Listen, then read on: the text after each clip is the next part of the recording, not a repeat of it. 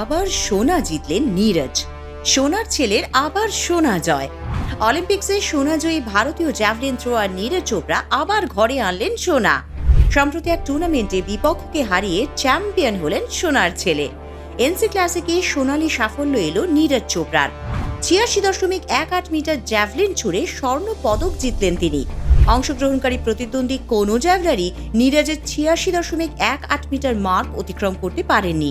অতএব সোনা এলো নীরজের ঘরেই। এদিকে কান্তিরাভা স্টেডিয়ামে তার পারফরমেন্স দেখতে উপস্থিত ছিল তার পরিবার। নীরজ চোপড়া ক্লাসিক, নিজের নামেই টুর্নামেন্ট, আর সেখানেই কিনা সোনা জিতলেন অলিম্পিক্সে সোনাজয়ী ভারতীয় জ্যাভলিন থ্রোয়ার নীরজ। শনিবারের সন্ধ্যায় নীরজের ইভেন্ট দেখতে ভিড় করেছিলেন অনুরাগীরা। বেঙ্গালুরু স্টেডিয়াম ভরে উঠেছিল উচ্ছ্বসিত জনতার কলরবে। তাঁদেরই সামনে কিনা নীরজের সোনা জয়। প্রথমে ঠিক ছিল ২৪শে মে শুরু হবে নীরজ চোপড়া ক্লাসিক, কিন্তু অপারেশন সিঁদুরের পরবর্তীতে ভারত পাক সংঘর্ষের আবহে এই টুর্নামেন্টটি স্থগিত রাখার সিদ্ধান্ত নিয়েছিলেন খোদ নীরজ চোপড়া। ওয়ার্ল্ড অ্যাথলেটিক্স এ ক্যাটাগরির এই ইভেন্টটিতে রূপোর পদক জয় করেছেন কেনিয়ার জুলিয়াস ইয়েগো। তিনি চতুর্থ প্রচেষ্টায় ৮৪.৫১ মিটার থ্রো করে অর্জন করেছেন এই কৃতিত্ব। আর শ্রীলঙ্কার রুমেশ পাথিরেজ ৮০.১০ মিটার থ্রো করে ব্রোঞ্জ পদক জয় করে নিয়েছেন। শনিবার বেঙ্গালুরুর কান্তিরাভা স্টেডিয়ামে বাজি মাত করলেন সোনার ছেলে নীরজ চোপড়া। যদিও প্রথম থ্রোটি ফাউল হয়েছিল নীরজের, কিন্তু তৃতীয় থ্রোয়ে তিনি ফাইনালে সেরা থ্রোটি করেন। কেনিয়ার জুলিয়াস ইয়েগো দ্বিতীয় স্থানে এবং শ্রীলঙ্কার রুমেশ পাথিরেগ তৃতীয় স্থানে শেষ করলেন। টুর্নামেন্টে অন্যতম আয়োজক এবং তারই সাথে প্রতিযোগী তিনি। খুব স্বাভাবিকভাবেই নীরজ চোপড়া ক্লাসিক টুর্নামেন্ট নিয়ে আগ্রহের অন্ত নেই তাঁর। শনিবার বেঙ্গালুরু কান্তিরাভা স্টেডিয়ামে আয়োজিত হয়েছিল এনসি ক্লাসিক জ্যাভলিন থ্রো। সেই উদ্বোধনী আসরে খেতাব জিতলেন নীরজ স্বয়ং।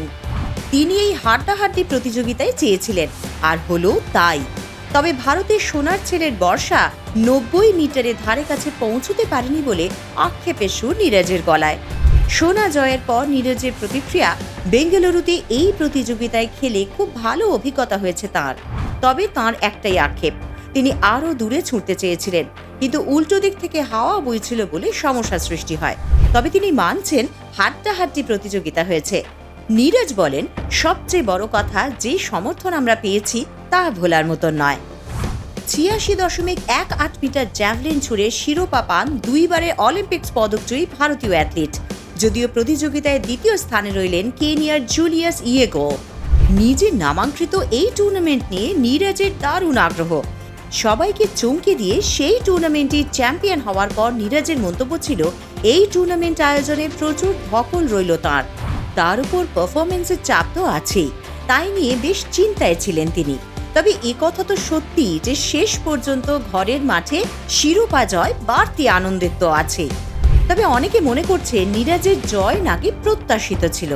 এই টুর্নামেন্টে যদি জার্মানির জুলিয়ান ওয়েবার কিংবা পাকিস্তানের আরশাদ নাদিমের মতন জ্যাভলিন থ্রোয়ার ছিল, তাই তেমন বেগ পেতে হয়নি তাকে। তবে এই নিয়ে তৃতীয় খেতাব জয় করলেন নীরজ।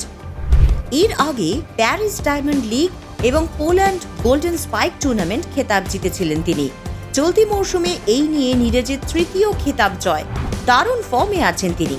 কিংবদন্তি কোচ জন জেলেঞ্জের কোচিংয়ে তিনি আরও ক্ষুরধার হয়ে উঠেছেন। অন্যদিকে নীরজ চোপড়া ক্লাসিকে আরশাদ নাদিমের আমন্ত্রণ পাওয়া ও টুর্নামেন্টে অংশ নেওয়া নিয়ে আগেই প্রশ্ন উঠেছিল।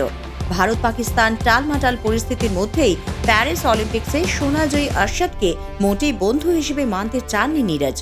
বেশ বোঝা যায় এরপরই দুজনের সম্পর্ক ধীরে ধীরে তলানিতে আসতে থাকে। এক সাংবাদিক সম্মেলনে নীরজ বলেছিলেন, প্রথমেই আমি এটা স্পষ্ট করে দিতে চাই যে আমার নাদিমের সঙ্গে খুব ঘনিষ্ঠ সম্পর্ক নেই।